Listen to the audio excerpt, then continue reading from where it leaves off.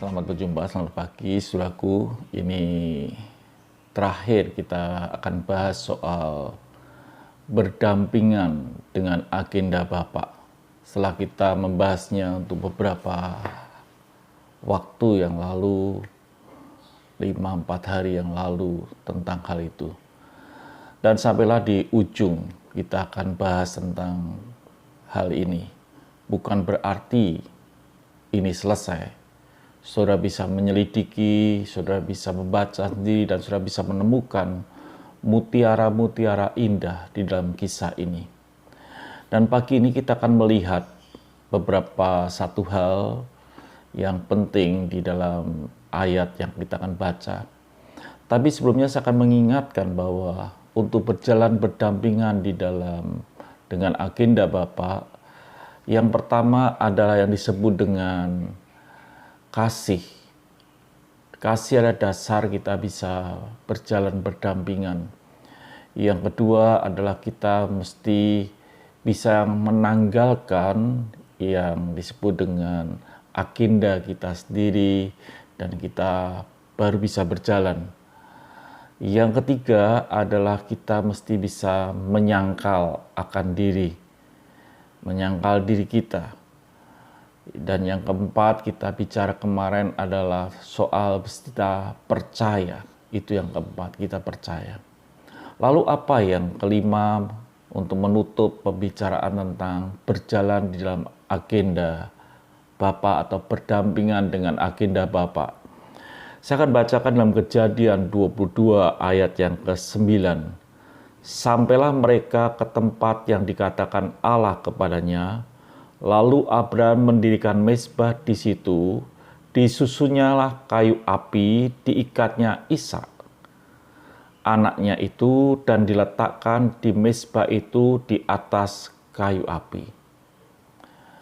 Ini akhir dari perjalanan di mana Ishak itu diikat dan diletakkan di atas kayu api. Artinya bahwa Ishak ini akan dijadikan korban. Pernahkah saudara bayangkan apa yang terjadi jika bujangnya atau dua bujangnya ini ikut bersama dengan mereka ke gunung di mana Abraham akan mempersembahkan anaknya itu? Ada dua kemungkinan.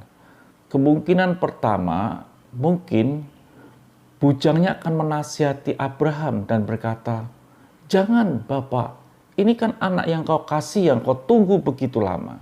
Itu yang pertama. Yang kedua, kemungkinan kedua adalah di mana kalau Ishak ini lari, mungkin bujangnya bisa membantu untuk menangkapnya. Tetapi hal itu tidak terjadi. Bujangnya ditinggal di bawah, Abraham dan Ishak berangkat bersama ke atas. Yang terjadi di sini adalah ketika Abraham selesai menyusun kayu api dan diikatnya Ishak, anaknya itu, dan diletakkan di mezbah itu di atas kayu api. Yang terjadi adalah, saudaraku yang kasih Tuhan, Ishak tidak lari, dia taat. Abraham tidak perlu mengejar-ngejar. Apa yang dilakukan Abraham, Ishak mengikutinya. Karena Ishak adalah percaya kepada Abraham.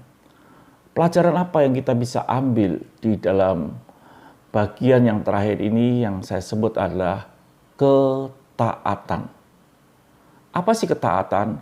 Ketaatan adalah melakukan dulu dan mengetahui kemudian. Itu orang taat. Orang taat adalah orang yang melakukan lebih dulu dan baru mengetahui kemudian. Tetapi seringkali yang terjadi dalam hidup kita adalah kita ingin tahu lebih dulu, baru kita melakukan. Tetapi orang taat adalah melakukan dahulu, mengetahui kemudian. Jadi saudaraku kasih Tuhan, dalam hidup ini kita mesti belajar untuk taat, saudaraku. Yang jelas yang tidak taat adalah bangsa Israel ketika mereka berjalan di padang pasir. Dia tidak hampir tidak mau, dan dia betul-betul tidak mau, dia ingin kembali ke Mesir. Dia tidak taat. Dia tidak melakukan seperti apa yang Tuhan perintahkan. Jadi saudara yang kasih Tuhan, di ujung pembahasan yang disebut dengan berdampingan dengan agenda Bapa, hal yang berikutnya yang kita bahas hari ini adalah ketaatan. Belajarlah saudara untuk taat dengan apa yang Tuhan perintahkan. Bagaimana kita bisa tahu apa yang Tuhan perintahkan? Mungkin ada seorang yang bisa peka, bisa mendengar suara Tuhan dengan secara audible. Tetapi saudara kasih Tuhan, kita bisa membaca firman Tuhan setiap hari. Apa yang Tuhan katakan kita taati, kita lakukan. Dan kita akan melihat satu kemuliaan yang disebut Tuhan itu menyediakan.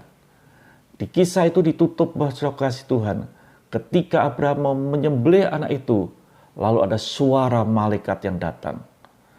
Dan Tuhan menyediakan apa yang diperlukan. Jadi saudaraku yang kasih Tuhan, pada pagi hari ini saya berpesan tentang berdampingan dengan agenda Bapa. Di akhir ini berkata bahwa belajarlah taat dengan firman Tuhan. Bacalah Alkitab, karena firman Tuhan itu adalah Allah.